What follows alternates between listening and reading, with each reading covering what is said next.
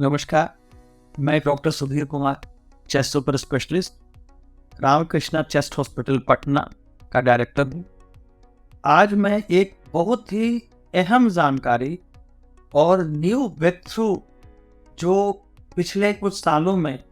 दमा के ट्रीटमेंट में आए हैं, उसके बारे में आपसे चर्चा करना चाहता हूँ। और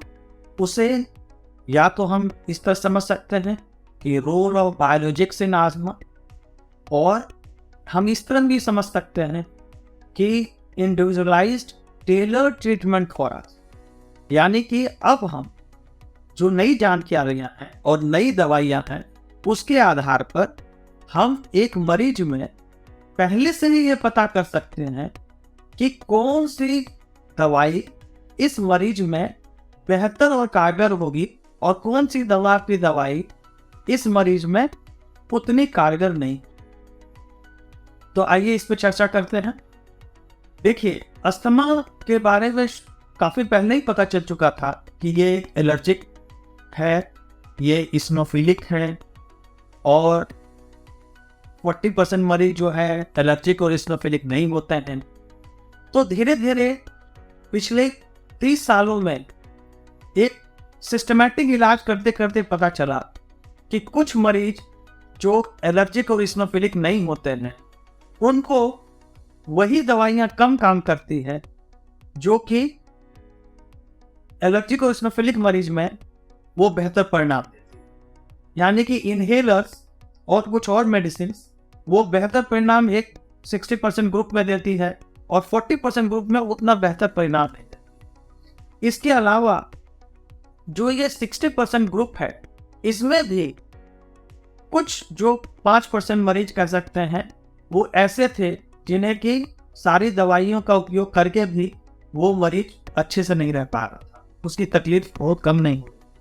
तो ऐसे लोगों के लिए टारगेटेड थेरेपी का इजाद हुआ, यानी कि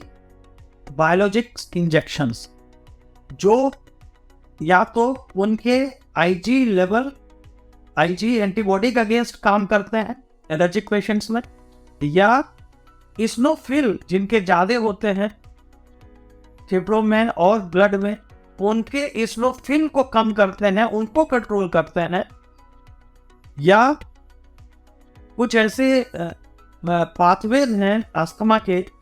जिसमें कि उस पाथवे को रोका जाता है, उसका एंटीबॉडी मोनोक्लोनल एंटीबॉडी बनाते और उसके इंजेक्शंस उस पाथवे को रोकते हैं। तो दोनों एलर्जिक इस्नोफिलिक और जो नॉन एलर्जिक नॉन इस्नोफिलिक हैं, यानी कि जिनमें कोई विशेष कारण नहीं पता चलता, उसमें भी वो इंजेक्शंस काम करते हैं, जिसमें कि एंटी TSLP जो इंजेक्शंस नया आया है वो भी काफ़ी कारगर है। तो इस तरह से हम क्या करते हैं कि सबसे पहले हम ये डिसाइड करते हैं कि मरीज एलर्जिक है कि नहीं। वो एलर्जी टेस्ट करके, IG टेस्ट करके, फंगल एलर्जी टेस्ट करके, और मरीज इस्नोफिलिक है कि नहीं तो उसका ब्लड में इस्नोफिल चेक करके, फिर हम ये देखते हैं कि मरीज का जो सांस की नली से जो हवा बाहर आ रही है उसमें नाइट्रिक ऑक्साइड लेवल बढ़ा है या नॉर्मल है। अगर बढ़ा है तो उसमें कुछ दवाई बेहतर काम करेगी, अगर वो नॉर्मल है तो कुछ दवाई उतनी बेहतर नहीं काम करेगी, हमें कोई दूसरा उपाय ढूंढना पड़ेगा। फिर हम FeNO टेस्ट करते हैं, यानी fraction expired nitric oxide test. इसके अलावा हम लोग रूटीन में स्पायरोमेट्री टेस्ट करते हैं, आजकल इम्पल्स ऑसिलोमेट्री भी कर सकते हैं।